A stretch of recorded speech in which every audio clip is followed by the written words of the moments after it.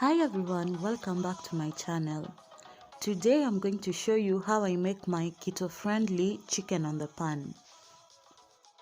The ingredients you're going to need for this recipe include a full broiler chicken. I'm also using an assortment of spices, and that includes flaked chilies, black pepper, coriander, garlic powder, and salad seasoning. I'll also be using barbecue sauce, 2 different types of hot sauces, some turmeric, mozzarella cheese, cheese squares, butter, and salt to taste. Start by making slits or cuts on your chicken pieces. This will allow all the spices to properly seep into the chicken meat. I think it's obvious that you should always be careful when you're using a knife, and don't do it the way I did, use a cutting board.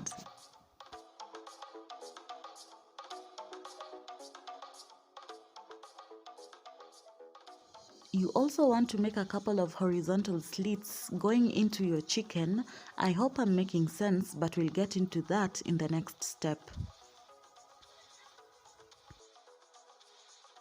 Keep repeating the process until you've made the cuts and slits on all your chicken pieces.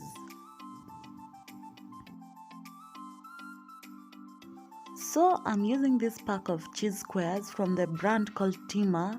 Each pack goes for around 187 bob. The next step is to take a portion of the cheese and slide it into the horizontal slits that you'd made on your chicken pieces.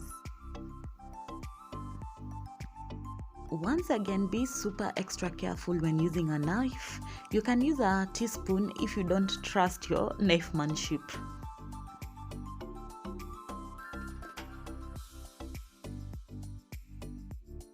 The next step is to sprinkle your spices and condiments on your chicken pieces. For this step, I don't particularly use any teaspoon or tablespoon measurements. I just eyeball it.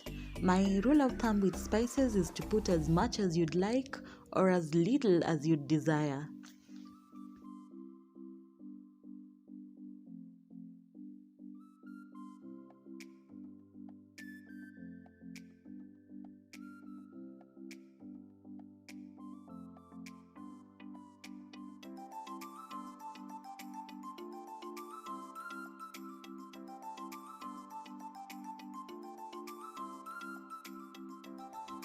This is the barbecue sauce I use from the brand Capute in the original flavor. Each bottle of the original flavor goes for 175 bob. I get it from Chandarana, but I guess you can also get it from other supermarkets.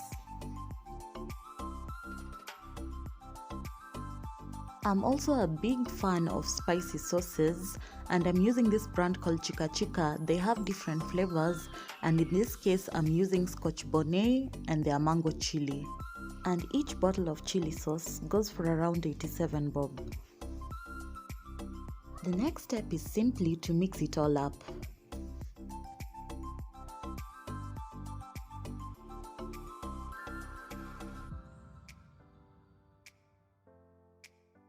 So I just found out I ran out of turmeric, and instead I've used the Royco Mchuzi mix, which is optional. You can use either the chicken flavor, but in my case I only had the beef flavor, so that's what I used.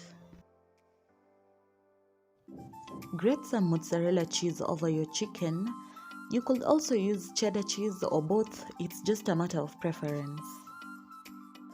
I decided to add some pili pili hoho into the mix, and once again mix it all up.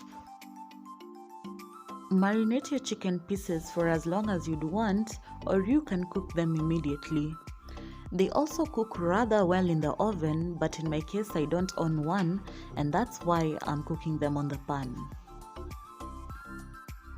In this case, I used a teaspoon of butter for this recipe, but I realized later on that I should have used just a smidge more.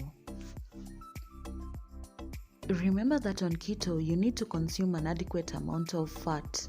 That's why cooking with butter is a great way to up the fat content of your meals, so be generous with it. After about 5 minutes, start flipping over all your chicken pieces. Notice that I also layered them, putting the smaller pieces on top of the rest, that is the wings and the small drumsticks, because they are prone to burn faster. Also, to save the lifespan of your non-stick frying pans, avoid using metal spoons on them. I'm doing a couple of things the wrong way, but you should definitely do it the right way. I don't have a lid for this particular frying pan that I was using, so I used the next best thing, which is a karai.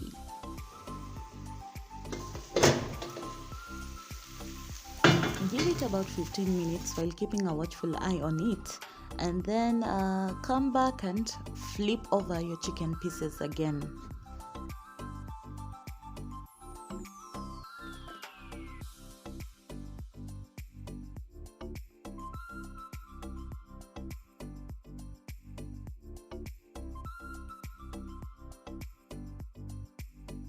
And there we have it, our chicken is ready.